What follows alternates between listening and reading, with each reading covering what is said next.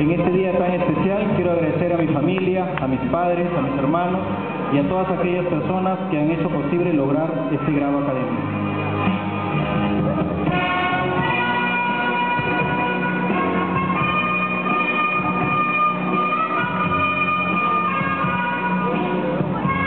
Y finalmente, señor Aldo Fabricio Zavala Villela.